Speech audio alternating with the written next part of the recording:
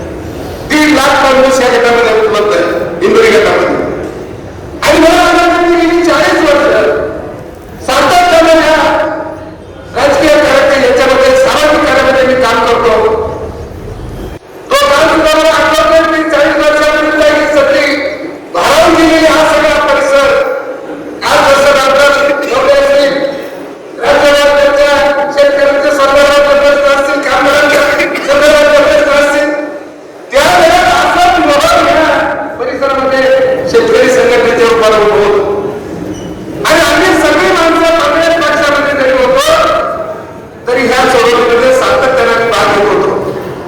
शेतकरी चळवळ महत्वाची आहे. शेतकऱ्याला मदत झाली पाहिजे, शेतकऱ्याला 2 पैसे मिळाले पाहिजे, त्याच्या घामाचं दाम मिळालं पाहिजे, ही सातत्याने चळवळीच्या काळात होती. आणि मग अशा काळामध्ये ह्या कारखान्याची निर्मिती झाली. सर्व तालुक्यातील सगळ्या शेतकऱ्यांना या तालुक्यामध्ये सरकारी साखर कारखाना असला पाहिजे.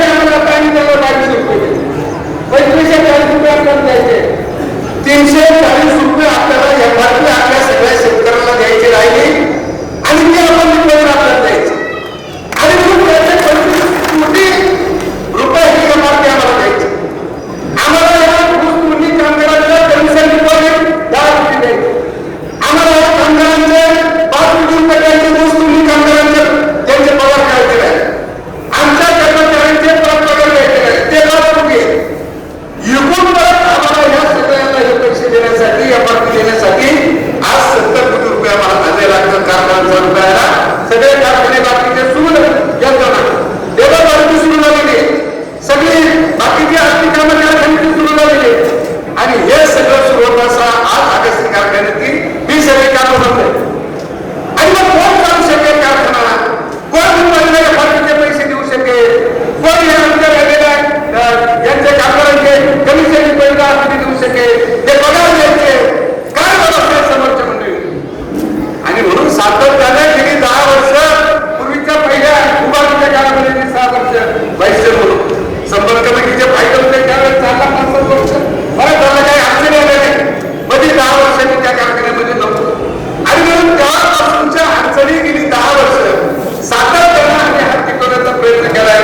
परंतु ही चेअरमन साहेबांनी तुम्ही कसं पेमेंट केले तर तुम्ही कोणत्या कामगारांचे पगार देता तर तुम्ही काही या फायद्याचं काय दिले आजही कधी त्या मीटिंगमध्ये आम्हाला विचारलं काय परिस्थिती. आणि म्हणून हे या कारखान्याचं काही काम करता चालू शकत नाही कारखाना आणि म्हणून तो बंद पडत त्यांच्या दारात दिला. आणि म्हणून आम्ही तुम्हाला सगळ्या शेतकऱ्यांना आंदोलन देतो आणि सगळे या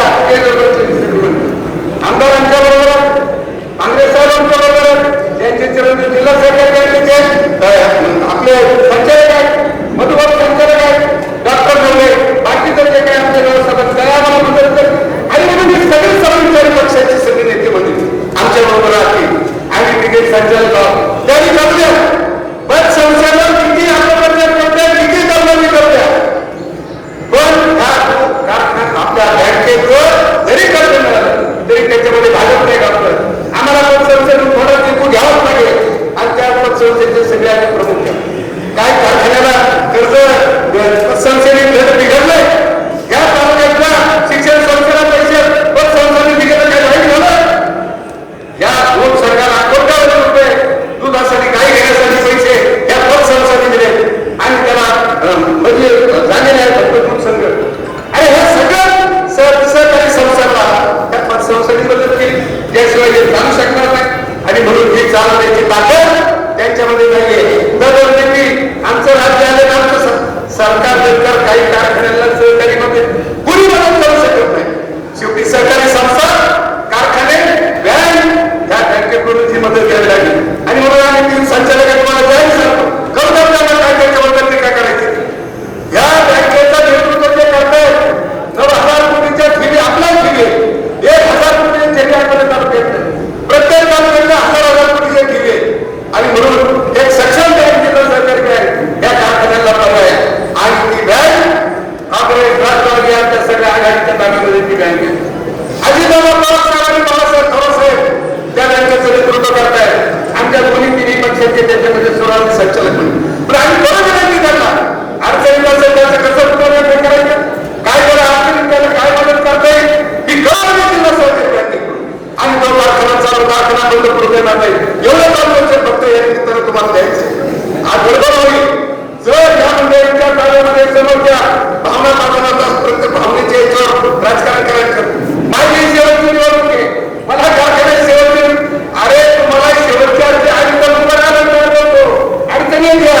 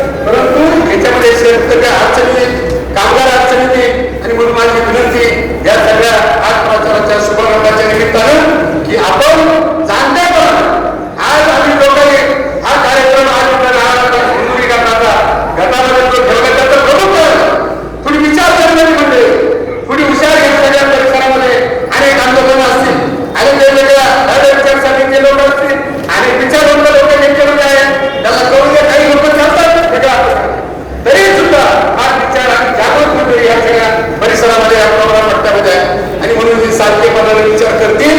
शेतकरी समृद्धी मंडळाच्या सर्व उमेदवारांना निवडून द्या. हा कारखाना चालवण्याची जबाबदारी आम्ही घेऊ. या कारखान्याचं जे फारकीचं राहिलेलं शेतकऱ्यांचे पेमेंट करायची दिपोळीची जबाबदारी घेऊ, कामगारांची जबाबदारी घेऊ आणि हा कारखाना कधीच बंद पडणार नाही. एक चांगला परिवर्तन चेअरमन मोठा माणूस.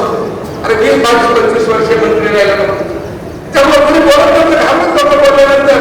आणि म्हणून एवढ्या 20-25 वर्ष मंत्री राहिलेला म्हणून त्या माणसानं ह्या कारखान्याचं नियोजन, ह्या कारखान्याचं वेगवेगळे अनेक कोलेसाहेब असतील, काळेसाहेब होते, एवढी मोठी मोठी माणसं का त्या कारखान्याचं तुमचं बोट माहिती आहे त्यांना.